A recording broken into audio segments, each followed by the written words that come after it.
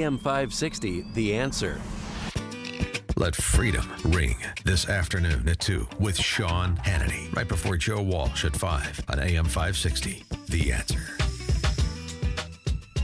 Top of the morning, Dan and Amy. I'm baffled by the existence of only 44 Republicans in the House. 74 to 44. Super minority. You know, I'm baffled because they're killing it. All Jim Durkin and the House Republicans do is win. Winning. Do you think they're tired of winning by now? They must be. I mean, they accomplished so much over the weekend. That's not me saying it. That's House Super Minority Leader Jim Durkin saying it. This is the statement to summarize. Unbelievable. And it's grammatically incorrect, too. This year's legislative session. The end of this legislative, was another historic moment for the House Republicans. Another, a long line of historic moments. Not only did we pass a bipartisan balanced budget without any tax increases, no tax increases. That's an amazing statement. But we also achieved significant business reform for our communities that will boost the economy across our state. As I've said before, we can get great things done for Illinois families as long as we respect the principles and priorities of each caucus. What are the principles of the House Democrats, Jim Durkin? I'd love for you to elaborate. What are their priorities? We know what their priorities are. They were all passed. In doing so, we have passed historic education reform, 2 bipartisan balanced budgets, and now important reforms that will grow jobs. I'm proud to have worked with the legislative leaders and the governor to finally do what's right for Illinois families and businesses. To do what's right for Illinois families and businesses. That's a remarkable statement. Bold moves. I didn't realize things were going as well as Jim Durkin indicates. So doing things right for Illinois families and businesses. Okay. Wow. Let's see what they did. Here's the punch list. This brought to us in part by former State Senator Tim Bivens of Dixon, Republican. Here's what happened this year's session. So you heard the House Republican statement. Here's what happened in terms of the substance.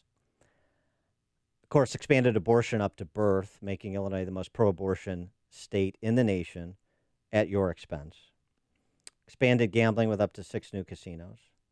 Allowed inmates to vote, including establishing a polling place at the Cook County Jail. Oh, my gosh. Removing $5 copay for inmates, making medical and dental care completely free. New law passed regarding driver's licenses that allows you to choose other, non-binary. Legislation to extend voting rights to non-citizen student trustees in Illinois. Expanding on the sanctuary state enacted by Governor Rauner and a handful of surrender Republicans during his ignominious tenure. $40 billion budget, which is about 4.5% increase over last year. Not balanced because we don't pass balanced budgets in Illinois, despite what the Constitution requires. And we're a bankrupt state with $30 billion in assets, about $250 billion in debt, and we're increasing spending. Of course we are. $45 billion capital bill, raising license plate fees to $1.99, $199, that is. Legalizing sports betting, higher taxes on video gaming, expansion of video gaming, tax on cigarettes and vaping, new tax on parking garages, and doubling the gasoline tax to 38 cents a gallon with it indexed to inflation for future increases. Pass that constitutional amendment. No taxes in this budget, though. The balanced budget without taxes. None of that's true. It's like the Holy Roman Empire, according to Voltaire. Neither holy nor Roman. The balanced budget with no taxes, according to Jim Durkin, neither balanced nor without any new taxes. Constitutional amendment to go to a graduated state income tax that the people of Illinois will pass in November of 2020. Increased minimum wage of $15. That's pro-business. Government setting wages. Is that the job growth thing that Durkin's talking about? Legalization of dope. And, of course, what?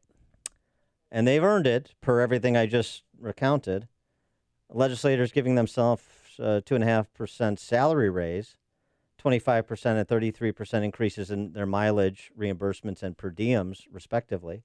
Oh, and in addition to that, you got mandated LGBT history in the classroom. You got MAP grants for persons in this country illegally.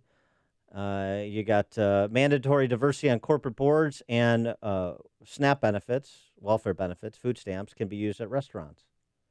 I mean, the Republicans just killed it. What's not to love?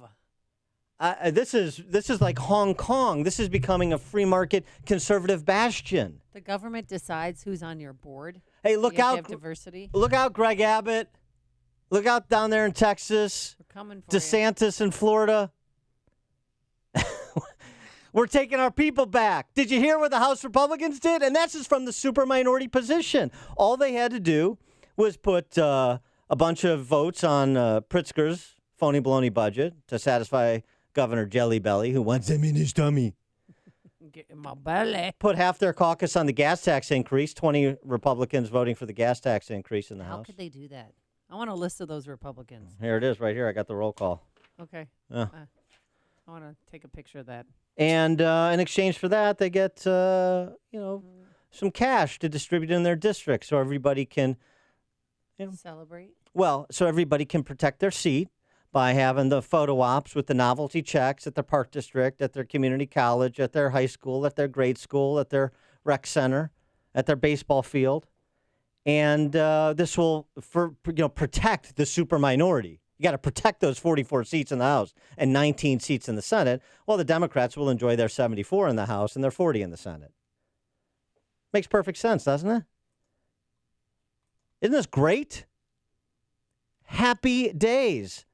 John Cullerton, spokesman, he's a Senate president, but he could be speaking for most of the General Assembly when he said of sports betting, legalizing sports betting. Sports betting is something people are doing now, just like they're smoking marijuana now. So we may as well regulate and get some money out of it. Yeah, I heard him say that and was sick to my stomach. Any limiting principle to the ruling Politburo's philosophy on that? Legalize everything and tax it so we at least get our cut. Another lawmaker said, I'm so sick of going to the casinos in Indiana and seeing all the Illinois plates. Why are we paying for Indiana schools? We could do that here in Illinois. More to the point, why is that legislator going to Indiana to gamble with the money that we pay him? For more on this topic, hopefully the celebratory mood has subsided a little bit, so he won't partying. So he'll be a little bit less giddy. He is House Republican floor leader, State Representative from Plainfield, Mark Batinick, who joins us now. Mark, thanks for being with us. Appreciate it. Well, I guess thanks for having me on. Well, you tell me. You make sense of Jim Durkin's statement for me. So let's be clear. 90% of the stuff you listed, the Republicans were unanimously opposed. So it's not like we participated. And probably the worst thing that happened last week was the SB 25 bill, which, basically made parental notice null and void and made it really easy to have an abortion up to birth. Probably the first time I cried in my, surprisingly, the first time I cried in my legislative office. But most of the things that you mentioned there were unanimously opposed by Republicans. I certainly can't call it a great session in terms of all those things that you listed. But here's the problem, Mark. The problem, Mark, is Jim Durkin calls the session another historic moment for House Republicans. Yeah, I would not word it that way, and I would hope that he was referring to that his version of how the budget and the capital bill went down was more specific to what he was referring to. But and we can unpack all that. I thought we'd have a hard time unpacking just the capital bill and the budget, but when you mention all those other things, we would need hours to unpack what happened this session. But I will say it was not good for Republicans, but more importantly, it was not good. This legislation was, I had a reporter ask me saying, this is going to be an epic victory for the governor. And I said, well, it's an epic failure for the taxpayers and citizens of Illinois. So I would certainly describe what happened through the whole entire session as pretty rough on us. Extremely rough on us and extremely rough on the taxpayers. Well, Mark, how did you vote on the gas tax? Oh, I was against it. Okay. What do you think about 20 members of your caucus voting for it? So yeah, I mean, it's not as that specific issue isn't as easy as some of the other ones. When you look at, there was a lot of good things for a lot of members and families in that bill. When you look at I-80, that's a mess, and businesses who are telling me that they'd rather pay more taxes so that their trucks aren't in a traffic jam all the time because that costs more. It's not necessarily an easy decision to go against it. And the difference with the gas taxes is that goes into a lockbox, and it's going to go for roads and transportation. It doesn't go down to Springfield for, all these neighborhood recovery initiative and all these BS programs and waste. That money is going to go specifically where it's supposed to go. So it wasn't as easy as a call for members as some of those other things were. Some of the members were fine and happy to vote for that because they knew the money was going to go where it was targeted to go towards. Yeah, well, right. I mean, of course, the lockbox now, but this is just perpetuating the same failed system. So you misspend money for generations, capital bills going at least back to Illinois First under George Ryan, which I remember well. And it's not for infrastructure. It's for fire stations and swimming pools and pork barrel projects that don't have any multiplier effect, that are just basically intended to keep the politicians in their particular localities in. And here's the thing. You have a $45 billion capital bill, and that's going to contain all those same things, just like shovel-ready projects under Obama in 2009 contained all those things. And so it's the whole thing. Well, this isn't a lockbox. This is going to roads. Meanwhile, you're green-lighting all the other things that are part of the pork barreling that both parties have done for generations. And so it just perpetuates ever higher taxes and ever more bait and switches. Yeah, except one, at least the gas tax part is more targeted. And two, the bad part is when you're in 44, you got to get to at least 60 to stop that, right? And some of us felt, some of our caucus felt they were making the best out of a tough situation. And some of those things are actually going to lower property taxes. When you look at a school district that's owed tens of millions of dollars because of a school building that they built, and they have a chance of getting that money now and lowering property taxes because of that, that matters to people. So it's not as when you look at the business reforms that were in the bill, when you look at some of the benefits for farming that was in the bill for some of our downstate members and rural members that voted for the bill, it wasn't as easy as all those other things you talked about. The voting in jails at Cook County, make it a polling location. The abortion bill, which was just an abomination. I mean, all this stuff, as much as I hate it, that bill in particular is the most disgusting thing I've been a part of. And so with respect to property tax reform, I mean, I know, so we're going to, take out of one pocket, then we're going to potentially give you something back in terms of property tax reform. And that assumes that the schools won't continue to spend beyond their means, which, of course, is an assumption that no one should make. But, okay, what about property tax reform? What about extracting something other than pork barrel projects for your district from House Republicans in order to throw all these votes on the budget and on the gas tax? Yeah, I mean, totally agree. It was part of negotiations. We're 44, they're 70. The bad part is almost all of this could have been passed without us. So, and there was a point on May 31st where us as a caucus, we decided we were taking a walk. It got to the point where enough was put in it to make the bill better for enough people. And there are some good things in there, and I hope at some point we get a chance to talk about those things. But the thing that I would go back to what you said in the beginning, the session is really bad for moderates and Republicans in the state. And I wouldn't even just say we're Republicans. If you're a moderate individual in this state, you don't want most of the things that's on that list. And that's the sad part, and that's something that we're going to have to go back to the voters and try and sell. But it's a mixed bag on the Capitol bill. It's certainly a mixed bag. It's not as easy as some want it to be. Well, go ahead. The floor is yours. Give us the good things. Well, the franchise tax is eliminated. There's going to be an increase in the real estate transfer tax. That's gone. There's manufacturer purchase credit. Keith Wheeler's been working on the Blue Collar Jobs Act for a long time. I mentioned some of the things that will alleviate some of the debt at the local level, and now we need to watch our locals to make sure that they use the money to lower property taxes. The data center thing is a big deal. You're talking about a $250 million investment to qualify. And we've been losing data centers to other states, and those are good jobs. The bad farming regulations that were supposed to be passed, that they can easily pass, were tabled. And this is important to you: opportunity scholarships. If this doesn't pass, they were going to take away opportunity scholarships. That's been tabled for at least 5 years, and I know that's something that's important to you, Dan. So yeah, that's true. It's not as. Go ahead. That's true. No, right. Opportunity scholarships, protecting opportunity scholarships is important. Right. So, and letting that seed grow for another 5 years and showing how that saves money, because the scholarships are less than what we spend locally. When I look at those kids going to tough Chicago schools, that's an opportunity to save money, and it also throws more money into the funding formula, which also throws more money back to suburban and downstate schools. Those are important things. So, there's a lot of chaos and volume the last 24 hours, which also clouds things. But in the end, Republicans decided to put votes on that. And I do like the lock. I'm happy that there's a constitutional amendment for the lockbox, because, I got a business in my district that's going to save $2 million a year in shipping simply because a bridge is going to be built. So it's there's some good things in there for growth. You're going to see the opportunity with some of this infrastructure projects for, we are the king of transportation in the Midwest. So you're going to have some growth potential with the transportation being improved. And I don't disagree with that. The $15 an hour minimum wage hurts.